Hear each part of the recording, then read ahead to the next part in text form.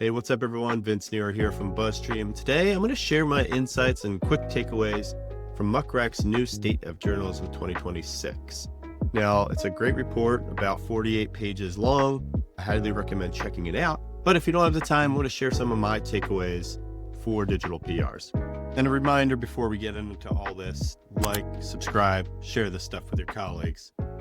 So, first thing I want to call out is the demographic section. And it's important to recognize that 81% of their respondents are in North America. So this is a very US-centric report. As I've been working with BuzzStream for the past 3 years and talking with journalists and agency owners and digital PRs in the UK versus the US, there are very different practices.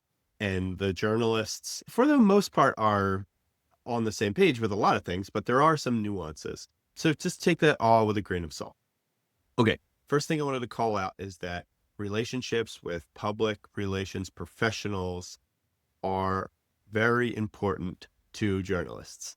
This is actually up from last year, up about 5%, the very important sliver here, which is great news that we are still an important part in this journey for journalists.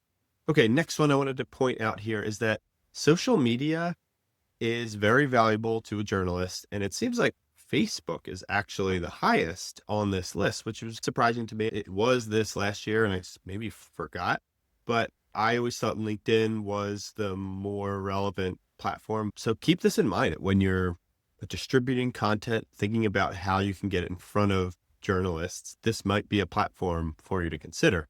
Now, one thing to caveat here is that when they asked how much time did they spend on the following social networks, LinkedIn seemed to be where they spent most of their time. So it might really depend on the journalists themselves, where you're going to find them and where they are active.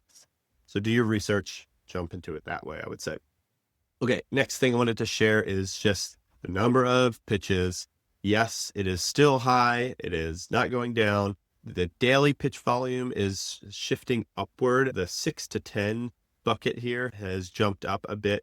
The smaller bucket of 1 to 5 creeped down a little bit. This is probably nothing new for a lot of people, but just good to have some data behind it. People are getting pitched more. Okay, next is another very important metric here. And it's this idea that 47% seldom or never receive pitches that are relevant to what they cover. So about half of the journalists here are rarely getting pitches that are relevant to their beat. Now, there's a really interesting new question that they asked, and it's about community impact. So when they asked what makes a pitch genuinely relevant to your audience, not just your beat, 78% said it directly affects the community my audience belongs to. Now, this is potentially a big shift for a lot of the ways that people think about this stuff, from the ideation standpoint all the way through to finding journalists. When you're looking for journalists, now you also have to keep in mind this idea of their audience. What is going to make this appealing to them?